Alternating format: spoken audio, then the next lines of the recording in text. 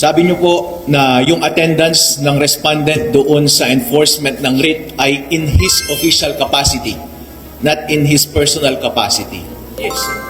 Hindi ba't mas lalong hina-highlight nun yung importance ng kanyang pagrespeto ng epekto ng writ na ina-award na sa particular na tao yung possession ng real property na yun against everyone, including himself. Hindi ba't kapag witness niya yung process na yun in his official capacity, mas malaki yung responsibilidad na nakapatong sa kanya para respetuhin yun?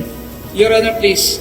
He was merely invited by Sheriff Malana to witness the implementation of the writ.